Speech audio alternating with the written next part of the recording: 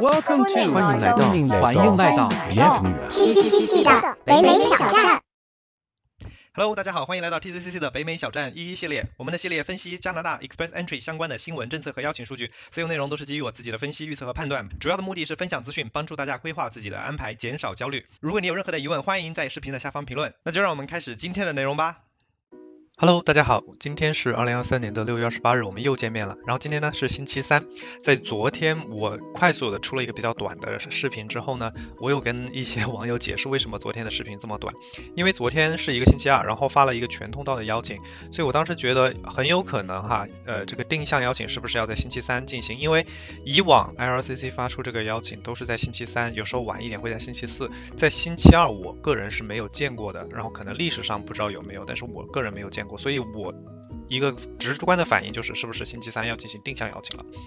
那么今天上午呢，在 IRCC 发布了一个信息说7月5号要进行第一轮的 STEM 之后，我还以为可能7月5号才是第一次进行定向邀请，结果冷不丁官网上面就已经发出了第一轮的定向邀请。那么这一轮的定向邀请呢，是针对医护类的这个申请人发出的。好，那么所以今天这一期节目呢，我就想结合昨天的这个全通道邀请的一个增速分析，加上今天这个定向邀请，以及我看到的一些相关的新闻，还有群友告诉我的一些消息呢，总结整理一下，跟大家分析一下这个定向邀请到底是怎么一回事儿。然后在节目的最后呢，我还会简单的讲一下像昨天发布的这个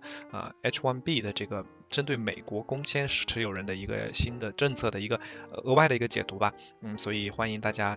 持续的观看这个本期的节目。那我们就开始今天的内容。首先我是把这2轮的邀请都放在了小站上面，大家可以看到这个颜色稍微有点不正常。那么今天呢发的是一个医护类邀请，那么昨天的这个邀请具体的内容可以看我之前发的这一期视频。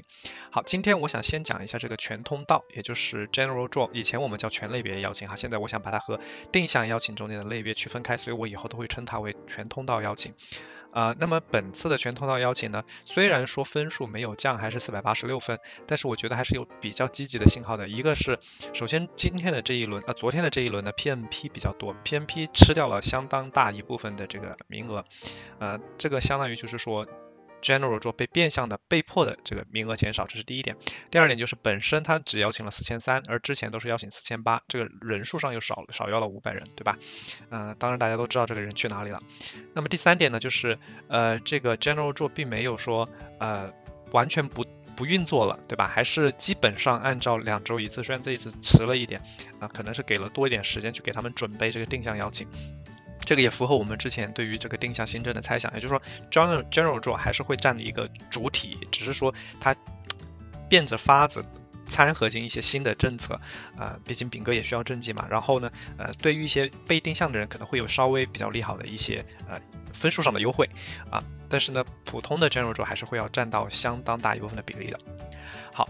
接下来呢，我想分析的就是这个入池的增速。注意这一次的增速呢，是我进行了一个折算，也就是说，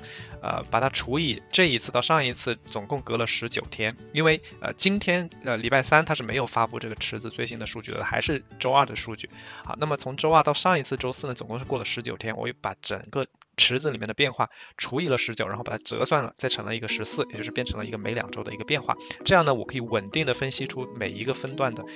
人数的变化。那么这一次可以看到一个比较明显的情况，就是481竟然比上一次还要多涨了300人。当然这有可能是因为这个折算的偏差，但是怎么着它在月底的理论上来说应该是月底要比较慢，那么481出现了一个异动，往上走了一点。491和501呢都出现了不同程度的下降，这个是符合月末效应的这样一个趋势的。那么除此之外，所有的低分类通道全部都是在进行一个减少的状态。那么这个就比较微妙了。月初的减少，我之前的视频有跟大家讲过，它是因为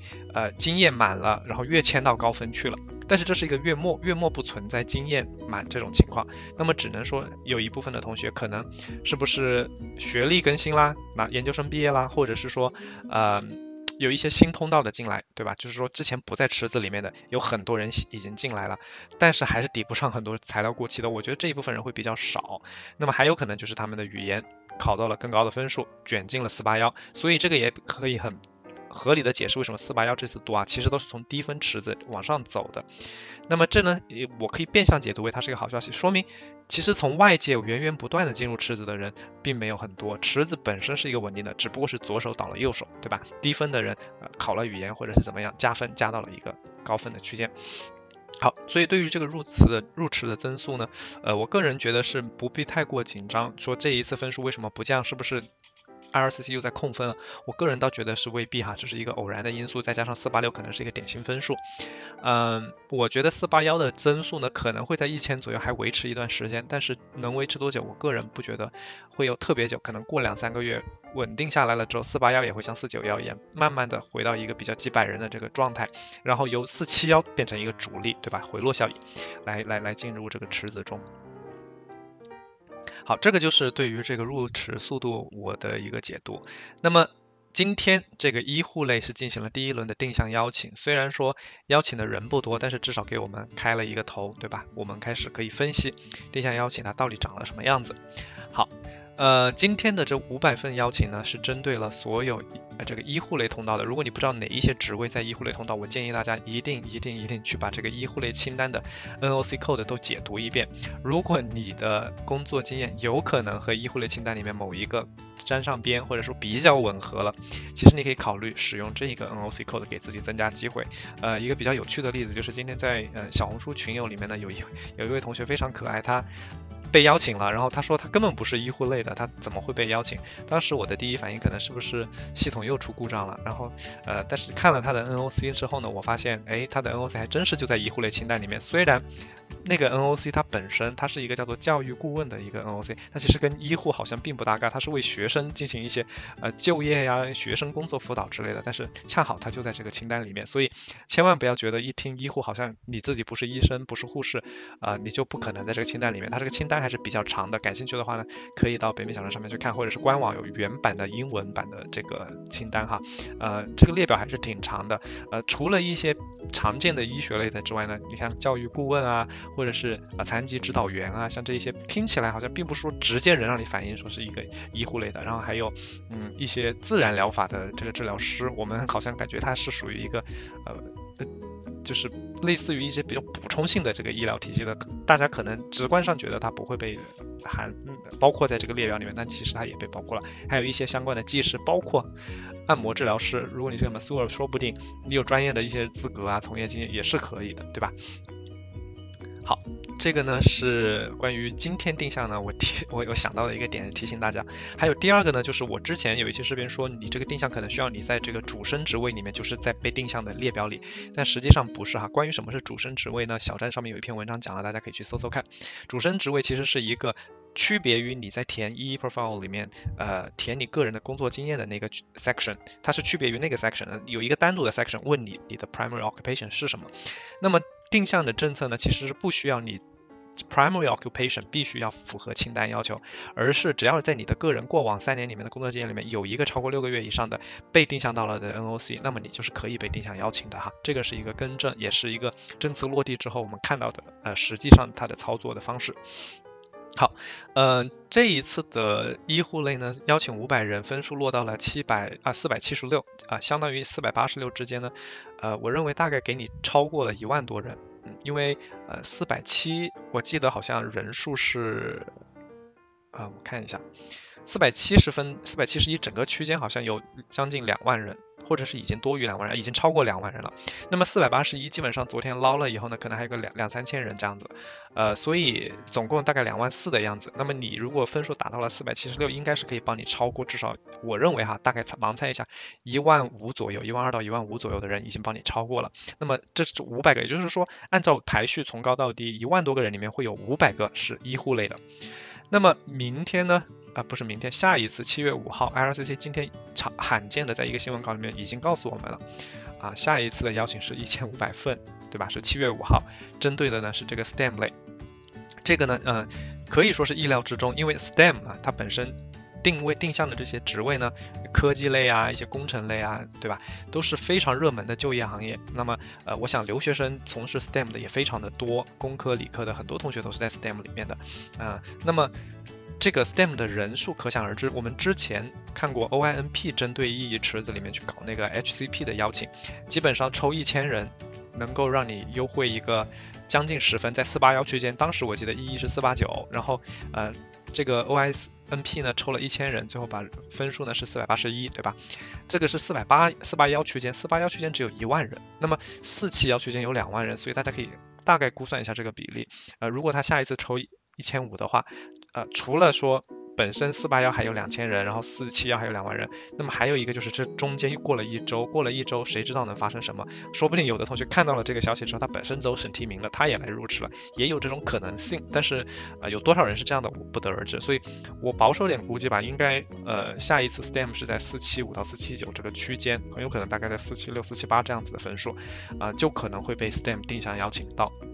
所以如果你已经在池子里面，然后你有可能你的工作经验跟 STEM 能挂上边，或者说真的已经挂上边了，赶紧去检查一下自己的 NOC 是不是在 STEM 的这个列表里面。STEM 的列表呢，小站上面也有哈，大家可以去搜来看一看。然后今天一些其他的信息，好像 IRCC 在跟一些移民顾问还是律师之类的有通气，然后大概的了解呢，说这个定向就说意义以后的配额分配大概是20%到30%呢会分配给 STEM，10%分配给这个医护。那么剩下的非常小的比例可能会分配给余下的，比如说交通类的职位啊，或者是蓝领类的职位啊，或者是法语类的职位。那么这些定向邀请拿完的配额，剩下的配额呢，就还是给全通道邀请。所以其实全通道，我认为感觉乍一看还是50%以上有的，所以大家不用太过担心。另外呢，就是说，好像听起来，如果你不被定向，你会觉得有点焦虑，有点担心，是不是我50%左右的机会就要被别人拿走了？其实也不是这么说，对吧？因为这一些被定向的人，他其实还是在池子里面，他们还是中间有很多人分数就是排在你前面的。那么即便他们被定向抽走了之后，其实还是会让这个分数下来的，只是说可能你下来的分数比人家下来的分数要稍微慢一点，对吧？所以也不用太过担心了。如果你不在这个定向里面。好，那么这个呢就是定向的基本轮廓，这个也和我们之前的猜想呢非常的吻合。我们之前就说了，全通道肯定不会邀请 ，IRCC 不可能胆子大到就全部搞这种定向分配，是不是？这第一点。第二点，这个部分名额留给定向，那么主要的名额呢应该是 STEM 和医护类，尤其是 STEM， 对吧？那么定向类呢应该是会交替进行的，像我们目前看到的就是每一周有一轮定向，然后呢通常定向来了之后都是跟在全通道之后。我记得我最开始的一期分析视频就跟大家解释过，为什么我猜测定向会跟在全通道之后，而不是先定向再全通道呢？因为这样子相当于给定向那一部分人2次机会，你全通道没捞起来，马上又给定向再捞你，这样子比较合理。好。这个呢就是我对于定向的新闻的一个分析哈。总体来看，我觉得有定向并不见得就是一个坏事儿。如果你没有被定向到呢，也不用太过担心。反正池子就是这么大，池子并没有变多人，只是说，有的人可能会插队在你前面被捞上来。但是整体来说，我认为清池的这个趋势还是在，只是说落到了470分以后呢。可能全通道它就不会像以前那么低了，因为它等于是名额被吃掉了嘛，可能会出现一个全通道大概维持在470几分的一个水平，而定向类的呢可能维持在460，根据你的类别有可能，如果是蓝领类别可能会相对偏低一点，可能400出头，而 STEM 啊医护类可能是一个偏高一点450、460，然后一个医护类可能430、440这样子都是有可能的。这就是我对最后期的这个一个走势的预测。那么很多同学问说能不能预测一下下期的分数？现在你也知道 IRCC 不是很常规性的邀请，所以预测分数我只能给这样一个范围了哈，准确到每个分数像之前那样是比较困难的。好，这个就是今天的这个关于2轮邀请的全部内容，然后我还想多讲一点关于这个 H1B 的，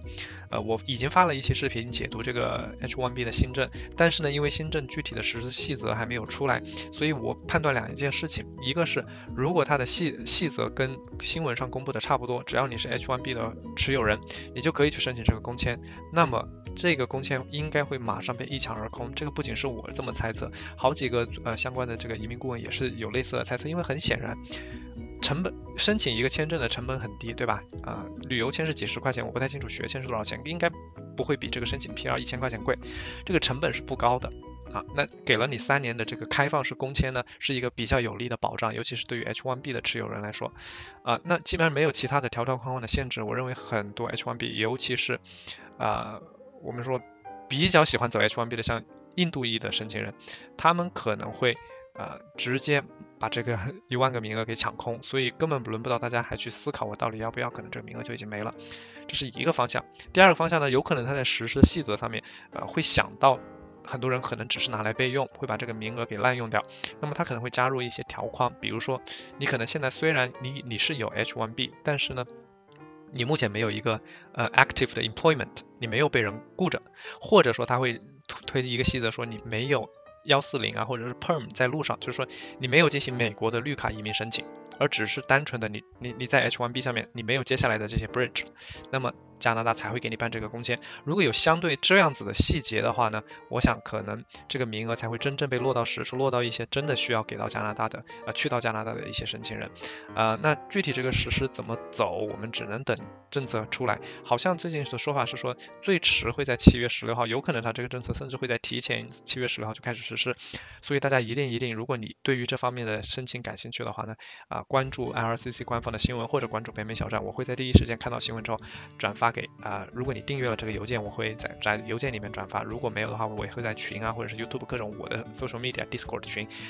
告诉大家。还有呢就是群友可能会比我更快告诉大家哈。那这个就是我今天对于 H1B 这个新政的一个额外的解读。好，那今天的内容就是这样，最后还是别忘了订阅我最新推出的这个邮件新闻如果你想看这个 newsletter 的话呢，欢迎到小站上面输入你的邮箱，就可以收到我们定期更新的这个最新的风向指南新闻。好，那最后也祝大家早日上岸。今天的节目就是这样，拜拜。